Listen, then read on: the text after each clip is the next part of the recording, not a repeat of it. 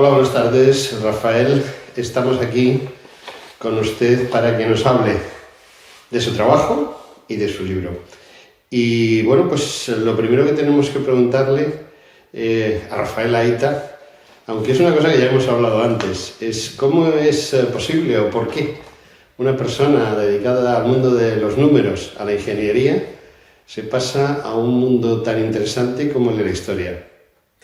Así es, precisamente, si bien yo estudié ingeniería, soy ingeniero, siempre desde pequeño tenía como principal pasatiempo el escribir cuentos, escribir novelas, y en algún momento empiezo a escribir novelas históricas, que para esto necesitaba de libros, de bibliografía, de un respaldo que le dé un sustento a la novela en donde no sea de pura ficción.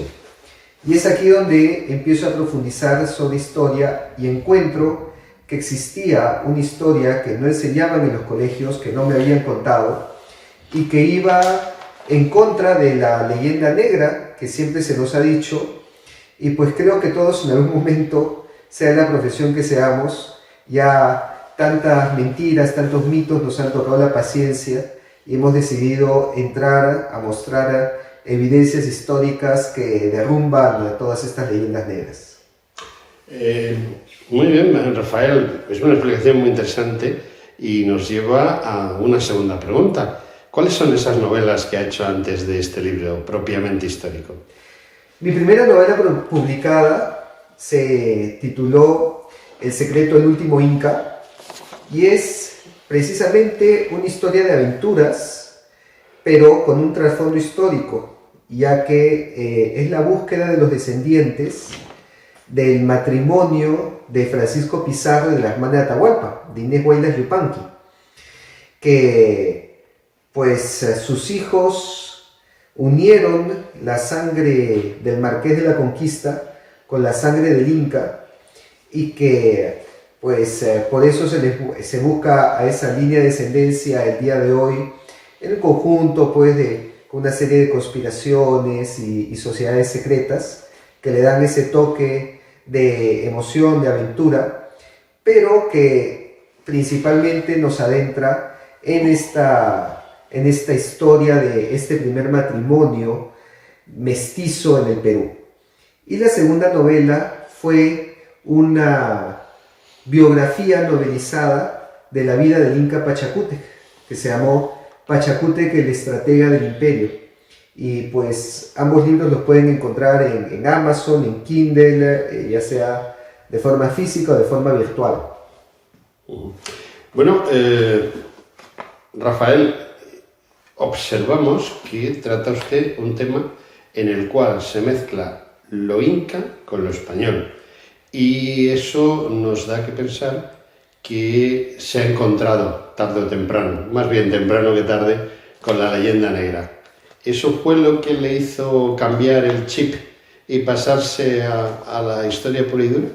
Sí, definitivamente en el colegio, incluso en la universidad, en los cursos de historia, siempre me enseñaban que España llegó a destruir, a saquear, a robar, que los incas pues terminaron su estirpe con Atahualpa, que fueron asesinados por los españoles y que por eso el hablar de un inca hispano sería un oxímoron, ¿no? Una contradicción en sí misma.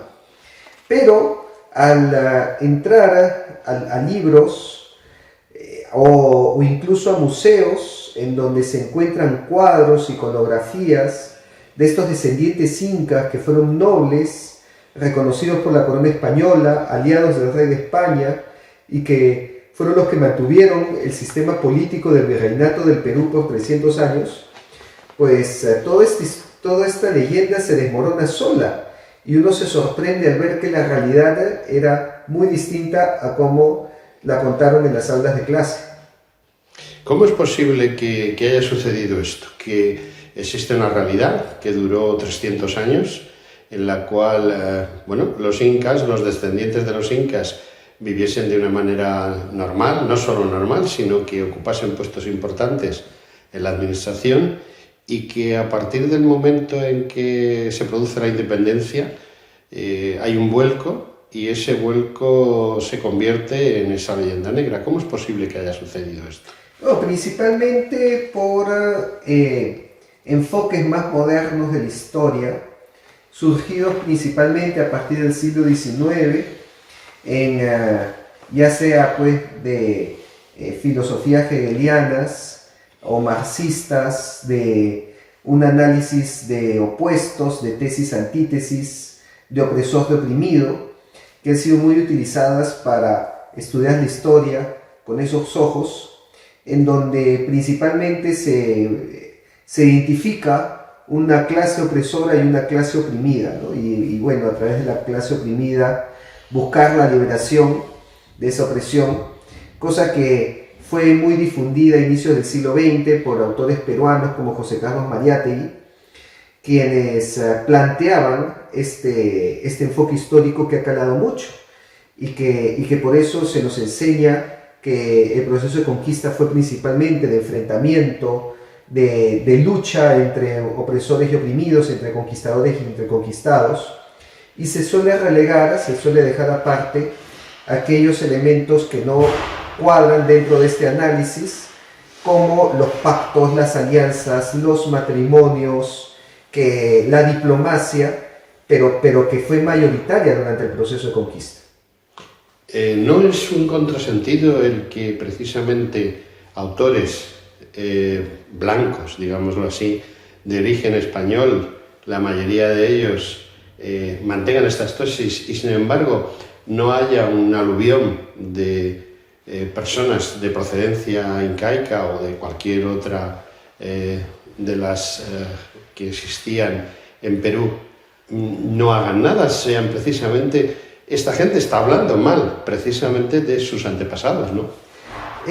No es contradictorio porque son estas personas las más influenciadas por este tipo de filosofías que ya había mencionado, ¿no? Entonces, pues recordemos que tanto el enfoque de tesis-antítesis, de lucha de clases, el enfoque marxista, o incluso ya en el siglo XX el enfoque posmodernista de la posverdad, el relativista de Francia, ¿no? De autores como Derrida, Foucault, Lacan, Saussure, o Sartre, han calado más en Europa, en autores, una élite intelectual, principalmente caucásica, que son los que han asimilado este discurso y son los que analizan la historia bajo este discurso. Entonces, es por eso que ellos son los principales promotores de el estudiar la historia desde los anteojos de Hegel, de Marx o del posmodernismo. Hay una cosa muy interesante en los libros que yo he visto o que yo he tenido relación con usted. Concretamente creo que es una cosa que se refleja y es que precisamente en el momento de la conquista sí hay un enfrentamiento indiscutiblemente, pero no contra todos los que vivían en Perú por parte de los españoles, sino con parte sí, parte no. Esa partición acaba siendo un momento en el que los españoles y todos los que vivían originariamente en Perú hacer una única comunidad. ¿Eso es así o realmente hubo esas persecuciones de las que se habla? Yo diría que más que un enfrentamiento, hubieron múltiples enfrentamientos entre distintos bandos y distintas facciones que incluso cambiaban de alianza dependiendo de la coyuntura. Antes de la llegada de Pizarro y de los españoles, ya había una guerra civil entre los dos hermanos, Huáscar y Atahualpa, una guerra civil sumamente encarnizada, muy cruenta, muy cruel, que lleva a Atahualpa a ordenar la ejecución de Huáscar.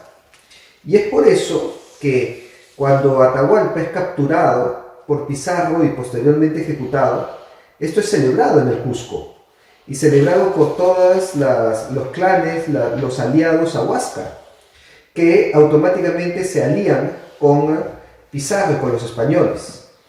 Entre ellos, por ejemplo, está Manco Inca y Pauyo Inca, que inicialmente se forman alianza con Francisco Pizarro.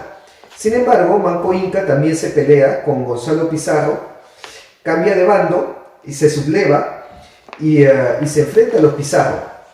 Y Pauyo Inca más bien mantiene la alianza y primero forma una alianza con Almagro y se enfrenta a su hermano, a Manco Inca. En el mismo bando español existe una guerra entre conquistadores y luego Almagro se enfrenta a Pizarro, y es por eso que Almagro busca una alianza con Manco Inca y en contra de los Pizarro, y de hecho Manco Inca apoya a su hijo Almagro el Mozo con armas y con hombres para enfrentar a los Pizarro. Y Pauyo Inca, que era que había apoyado a Almagro inicialmente, posteriormente apoya a los Pizarro, ¿no? Entonces, y además de todo este complejo entramado de enfrentamientos y alianzas, además tenemos la participación de otras etnias, como los huancas, huaylas, chancas, cajamarcas, tarmas, caranquis, cayanquis, o quitos, cañaris también, que se van aliando a uno u otro bando también de acuerdo a la coyuntura. Entonces, esta es una complejidad de enfrentamientos, pactos, alianzas que no se puede reducir en una guerra entre incas y españoles, porque los mismos incas estaban divididos y los españoles también estaban divididos y formaron alianzas y enfrentamientos entre unos y otros. Y hay que ver toda esta complejidad para entender el proceso y por lo tanto dividirlo en dos bandos es totalmente simplista y hasta caricaturesco, diría yo.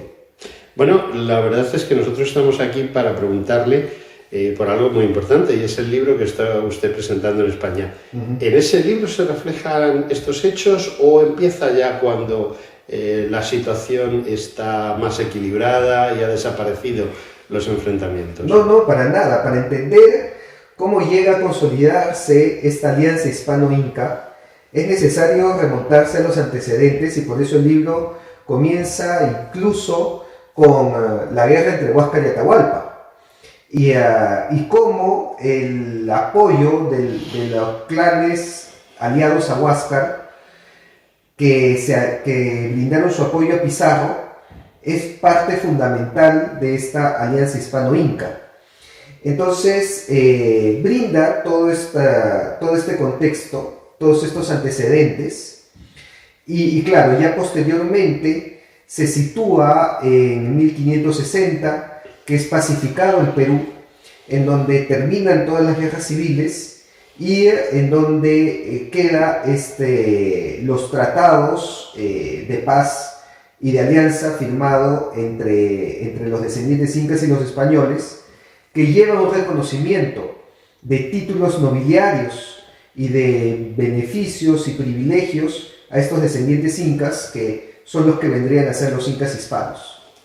Bueno, nos encontramos entonces que la segunda parte de su libro está más bien dedicada a, digamos, esa confraternización que acaba en una dilución, porque, por lo que yo sé, en toda esa zona de Perú, todo lo que es Sudamérica, aparecieron más etnias, por ejemplo, negros que se trajeron de África, o gente que venía o procedía de otros países europeos, y empieza una mezcolanza que da lugar a una serie de nombres muy curiosos, de hijo de negra con blanco, de inca con negro, etcétera, etcétera. Todo esto significa que hay una paz que va a durar 300 años hasta el momento de la independencia, precisamente porque se incluyen unos en otros.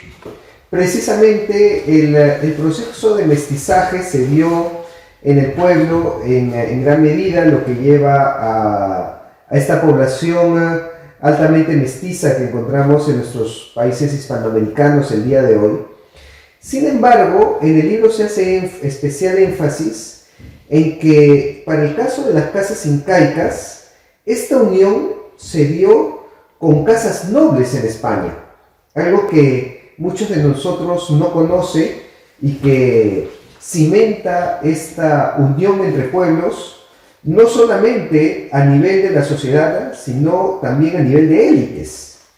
Y este es el caso de una bisnieta de Huayna Cápac, la cual se llamaba Beatriz Ñusta, descendiente inca, hija de Sayri Túpac, el segundo inca de Vilcabamba, y por lo tanto heredera del título de inca, y que es entregada en matrimonio a Martín García de Loyola, quien era el sobrino nieto de San Ignacio de Loyola. Y es así como se une la casa de Loyola con la casa del inca en matrimonio. Y ellos tienen una hija que se llama Ana Lorenza de Loyola Ñusta, la cual se casa con Juan Enríquez de Borja, descendiente de San Francisco de Borja, de los duques de Gandía, y que por lo tanto era de la casa de Borja, una casa en la cual tenía dos papas, a Calixto III y al famoso Alejandro VI, Rodrigo de Borja, y que además también descendía en la casa de Trastámara, de los reyes de Castilla y de Aragón. Y por lo tanto tenemos un descendiente inca que unía las casas de Loyola, las casas de Borja, la casa de Trastámara y la casa del Inca, en un mismo árbol genealógico. Y entre sus antepasados habían dos papas, dos santos, los reyes de Castilla, los reyes de Aragón y los incas. Y esa unión se dio en nuestra historia. Y muchas de las cosas, mucho de esto no los conocemos. Y este es solamente un ejemplo, ¿no?, de cómo fue este juego de poder, esta unión de casas que une nuestra historia ya de forma inseparable. Bueno, esto es sumamente interesante y nos lleva a que hay más personas, muchas personas que lo han considerado interesante. De hecho, Rafael Aita está aquí presentando su libro y que además se está vendiendo muy bien por las noticias que yo tengo, y ha hecho una gira por toda España. Primero, ¿cómo surgió el hacer esta gira por toda España? Surgió a raíz de un evento del año pasado que fue Hispanía Cartagena, celebrado el 12 de octubre del 2022, en donde presento este libro, y a partir de ahí pues tiene una aceptación, y la Asociación Cultural Héroes de Cavite es quien se anima a hacer una gira para presentar el libro por varias ciudades, son 16 ciudades por toda España, y debo reconocer pues que aquí es gracias a Héroes de Cavite que ha sido posible esto. Sin su ayuda, sin sus contactos, sin la plataforma que habían brindado, esta gira hubiera sido imposible. Así que también les recomiendo que los busquen en sus redes sociales, en su página web de Héroes de Cavite, para estar al tanto de todos los eventos en favor de la hispanidad que están realizando. Bueno, hemos hablado de 16 ciudades o 16 eventos, porque a lo mejor se ha repetido en alguna ciudad, concretamente en Madrid, por ejemplo, pero ¿qué tal han ido esos eventos? ¿Mucha gente? ¿La gente ha estado fácil de convencer o ha habido mucho disidente causando problemas? No, ha sido masiva la asistencia, ha tenido muy buen público. En muchos de los casos ha sido un lleno total, y eso a pesar que ha coincidido con algunas fechas complicadas, ¿no? Por ejemplo, en el evento de Madrid tuvimos lleno de personas, a pesar que coincidía con el partido Real Madrid-Athletic, que es un clásico en la ciudad, y bueno, en otras fechas también hemos coincidido con Real Madrid-Barcelona, lo cual capta mucho la afición del público español. Y aún así hemos tenido una importante afluencia de personas que han asistido a la charla, así que estamos muy contentos con esto. Yo suelo terminar mis entrevistas con una pregunta, pero en este caso la voy a adelantar, no la voy a dejar para el final. Si yo llego a una librería y veo el libro de Rafael Aita puesto allí en el escaparate, ¿cuál es el motivo por el cual obligatoriamente debo de comprar el libro? Bueno, principalmente porque da evidencias para contrarrestar todas las mentiras, los mitos, las falacias históricas que hemos escuchado tanto tiempo en la leyenda negra.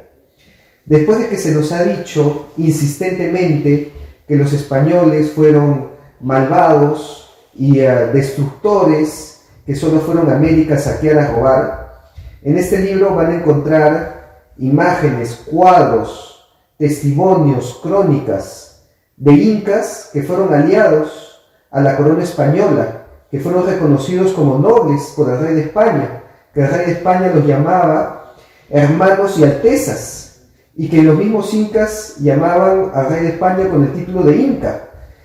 Y esta sola evidencia nos derrumba todos estos relatos, dialécticas, ideologías, discursos políticos que han abierto una herida tanto en el pueblo español como en los pueblos americanos. En el pueblo español porque generan pues una autoculpabilidad, una autoflagelación, y en los pueblos americanos porque genera un sentimiento derrotista y de victimismo, de pérdida de un esplendor cultural, cuando en realidad el esplendor cultural lo hemos tenido en esta unión que se dio en esta gran alianza entre los pueblos americanos y el pueblo español. Bueno, Rafael, estamos haciendo esta entrevista prácticamente el penúltimo día de su estancia en España y vamos a aprovechar pues eso para que la gente sepa que ha estado aquí. Creo que se ha hecho un resumen, un pequeño resumen tanto de su estancia como de cuál es el libro, y he cambiado mi última pregunta a algo muy diferente. ¿En qué está trabajando Rafael Aita ahora mismo? Bueno, yo soy docente, yo continúo con mis clases, pero aún así tengo muchos proyectos, especialmente de futuros libros. En el Perú estoy publicando un libro que se llama Cazando mitos en la historia del Perú, que también va a ir en contra de muchas de las leyendas negras que se nos cuenta, incluyendo la leyenda negra española. En un futuro me gustaría publicar también un libro sobre España y Perú, una historia compartida, porque se nos suele enseñar estas dos historias por separado, cuando son indivisibles y es mucho lo que tienen en común, más que lo que nos separa. No se pueden entender por separado, no se puede entender la historia del Perú sin España, y no se puede entender la historia de España sin el Perú, y es por eso importante un libro que las agrupe, las aglomere ambas. Y también obviamente con mi canal que tengo en redes sociales, en donde pues si les interesa este tema también tengo muchas entrevistas, artículos, entrevistas a historiadores que nos hablan sobre los incas hispanos, los descendientes incas, entrevistas a descendientes incas que viven todavía el día de hoy. Todo esto lo pueden encontrar en mis páginas de Facebook como Capitán Perú, en YouTube también estoy como Capitán Perú, y en Instagram, en Twitter estoy como Capitán Peruano, y en TikTok como Capitán-Perú. Así que tienen bastante material en todas mis redes sociales para poder profundizar en estos temas, además del libro que estoy presentando. Bueno, prácticamente hemos terminado, pero se me ha ocurrido preguntarle una cosa, y es, ¿volverá en la próxima reunión que hace Héroes de Cavite después del verano? Yo encantado, pues me encantaría estar en Hispanidad 2023, ojalá sea posible, y si no, en algún momento sí me gustaría regresar. Tengo como objetivo regresar para seguir uniendo, seguir hermanando estos pueblos que nunca debieron separarse, porque comparten cultura, comparten historia, comparten gastronomía, música, raíces, y bueno, es más lo que tenemos en común que lo que nos divide, y por eso es totalmente ilógico que estemos enfrentados, peleados, echándonos la culpa el uno al otro, cuando más bien lo que deberíamos es tendernos la mano y ayudarnos mutuamente ahora que tanto nos necesitamos el uno al otro. Bueno, pues nada más que darle las gracias. Muchas gracias, Rafael. Y gracias a usted y a todos los que nos están viendo.